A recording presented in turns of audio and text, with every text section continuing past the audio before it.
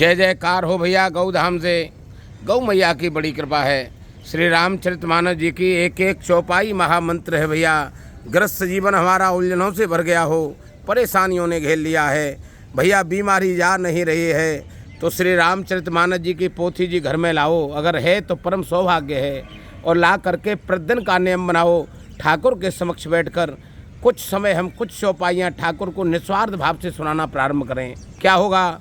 जो प्राकृत परेशानी भी लिख करके आई है वह भी मिटेगी। महामंत्र है, मंत्र महामणि विषय ब्याल के, मेटत कठिन कुअंक भाल के।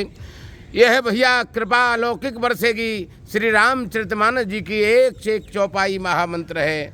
अरे भैया इतना नहीं, जो शरणागति भाव में रहता है उनके लिए श्री हनुमान जी कह रहे हैं। देखो लंका में विभीषण जी विराजे हैं, राक्षस कुल में जन्मे हैं, लेकिन भक्त हैं, और भक्त होने का यह लाभ उनको मिला कि श्री हनुमान जी उनके पास पहुँचे।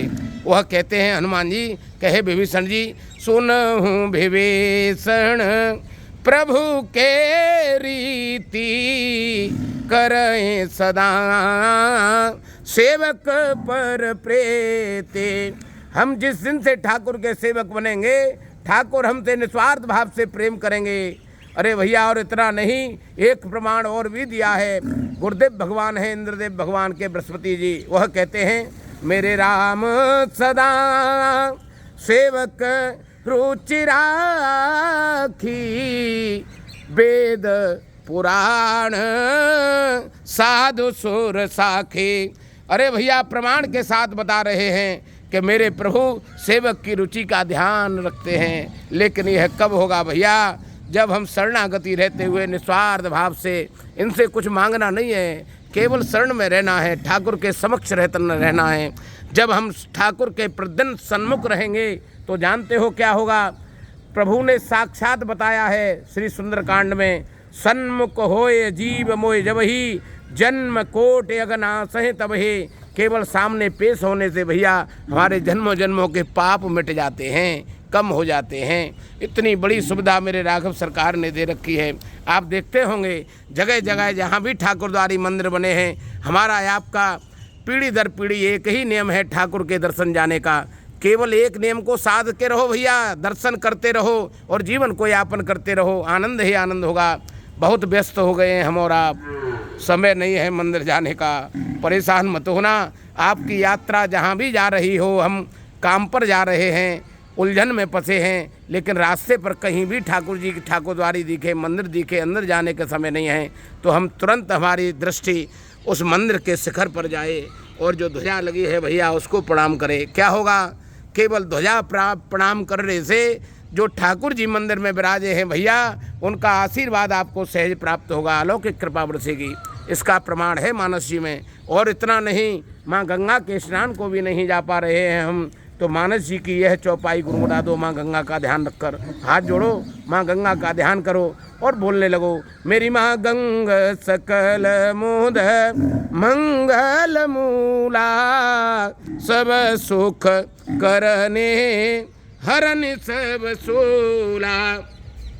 और इतना नहीं, उलझन इतनी ज़्यादा है, व्यस्तता इतनी ज़्यादा है, व्यापार में फंसे हैं, देवी की जात को नहीं जा पा रहे हैं, माँ के दर्शन को नहीं जा पा रहे हैं। घर बैठे ही हाजिरी लगाओ, माँ का ध्यान रखो। देवी पूजी पद कमल तुम्हारे, सुर नर मुनि सब होए सुखारे। छोटे छोटे उपाय गृहस्थ जीवन में आनंद भरने वाले हैं। हम प्रभु की शरणागति रहें, स्वयं के कर कमलों से गौ माँ की सेवा अवश्य करें। यह वही गौ माँ हैं जिनमें 33 कोटि देवता विराजते हैं। यह वही गौ माँ हैं जिनके लिए ठाकुर जी भैया बार बार धराधाम पर अवतार लेकर आ रहे हैं, उनकी रक्षा कर रहे हैं। विप्रधेन सुर संत हितलीन मनुज अवतार।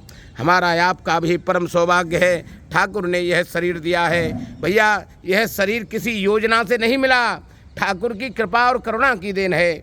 84 लाख योनियों में से कोई पीड़ादायक योनि कीड़े मकोड़े बनकर जीवन जी रहे थे, ठाकुर की दृष्टि पड़ गई, करुणा निधान है। कबहु के कर करुणा नर देही, देतु ईसु बिनु हेतु सनेही। कोई हेतु नहीं राघव सरकार का, लेकिन हमारा आपका परम सौभाग्य है, मानव शरीर मिला है। जो समय निकल गया पछताओ नहीं भैया, आज से जगो। अरे जो थोड़ा है थोड़े में से थोड़ा समय निकाल कर भैया आनंदित बनाओ, जो शेष है वह विशेष बनेगा। प्रभु की शरणागति रहो। मिलने के बाद धन्यवाद प्रस्ताव प्रवेश करें। गृहस्थ जीवन जी रहे हैं, जो भी घर में श्रेष्ठ हैं, माँ बाबूजी हैं, उनकी सेवा करने का हमारा नियम बने। सेवा भी चरण दबाने वाली ना हो, लेकिन उनके वचनों में हमारा अपार प्रेम हो। वह जो बताएं उसका हम पालन करें।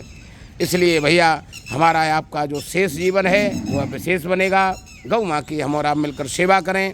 प्रतिदिन गौ माँ के दर्शन यह आपको और हमको सुलभ हो रहे हैं। हमारे आपके पितृदेवों की किन्हीं तपस्याओं का फल है।